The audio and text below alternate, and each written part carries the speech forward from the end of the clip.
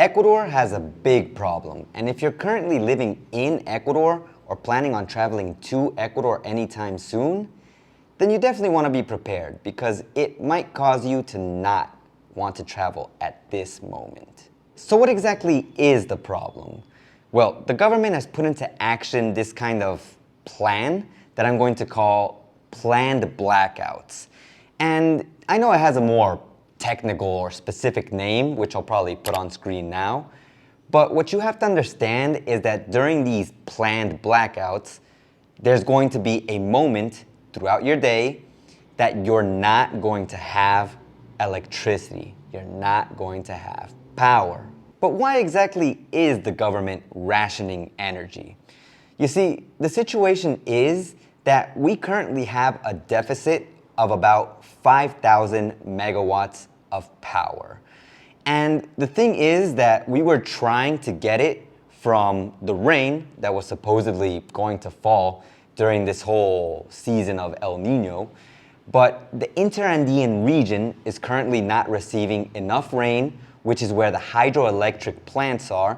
So without the rain to power these plants, there isn't enough electricity to go around. There's probably a more complex way to explain it, but just understand that the rivers are kind of dried up because there's no rain, no power equals rationing to the country. For the people who are already here, you already understand how this rationing is working. But for anyone visiting or planning to live here soon, the way that it's working is that basically every day you have an hour and a half during the day where you don't have power. Literally, all the power to your house and the area surrounding it will be gone. The good thing, and the supposed good thing, is that these planned blackouts were supposed to be 3 hours in duration originally. And we actually had 2, maybe 3 days where we actually were losing power for 3 hours every day. And it was very chaotic. And this is where the supposed good thing is because it's supposedly planned throughout the day. Even now at the 1 hour and a half schedule, it's supposed to be planned.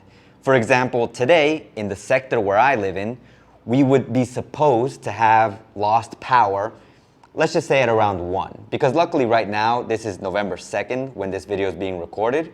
So this day, because it's a holiday, they decided not to cut the power. Today, tomorrow, and the weekend. But normally, let's just assume today, this sector would lose power at 1. That means the power would come back at 2:30. And supposedly, on the website of the power companies, you would see when each sector would lose power. But they haven't been very, I guess you could say, organized with it.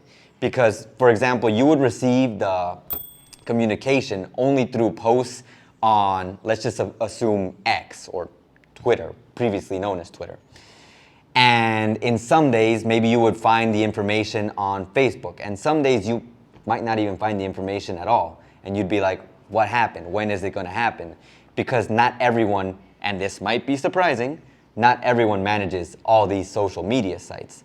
So the way that the information has been distributed has been kind of weird, let's just say. And the good thing is that recently they actually made a site, or a part of their site, where you can actually check, using your credentials of course, your information like your ID, when exactly your sector is going to lose power. Now this could obviously be a problem if you're not a citizen of Ecuador. If you're just a traveler and you just want to know when the section that you're going to visit is going to lose power, that's going to be a pain because you probably don't have a national ID or a RUC, which is the alternative to the ID. So you won't know when exactly your sector, the sector you're going to be visiting is going to lose power. So you definitely want to be prepared for that. And this of course also poses a problem for those who are traveling because if you happen to be coming here and plan on using the internet or any place that needs electricity, even if you're a digital nomad, and even especially if you're a digital nomad, this might actually be a big problem for you.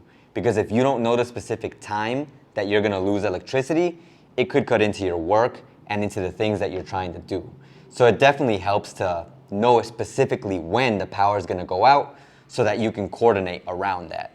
But like I said before, hard to coordinate if you can't use the site to its fullest. And while I might be stating the obvious, it is also a problem for people living here, because if you don't have these social media sites to check out when exactly you're going to lose power, if you end up losing power at a time of your day when you have everything on and connected, if the power goes out, it could end up frying your systems, your TV, your Wi-Fi, anything that you have, any electrical appliance.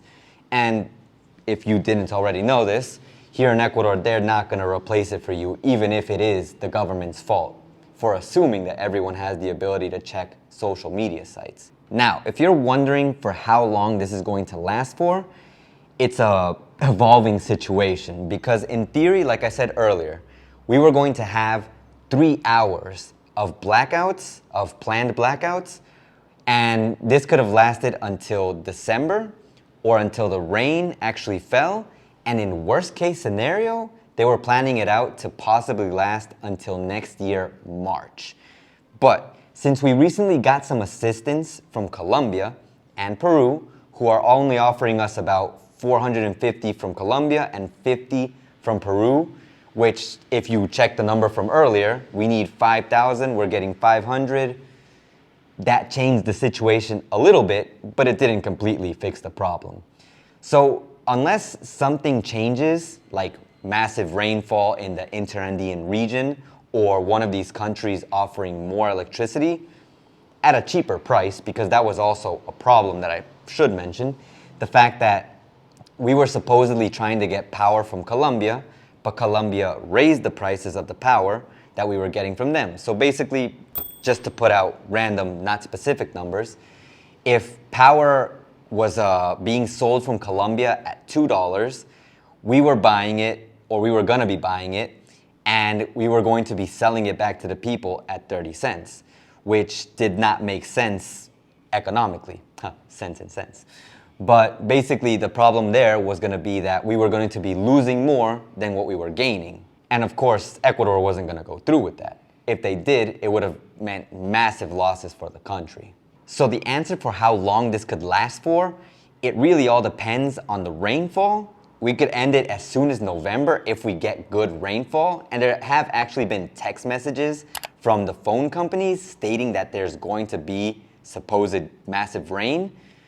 But it could last until December, and in worst case scenario, until next year, March. There is, of course, one more solution, which would be the implementation of a thermal power plant.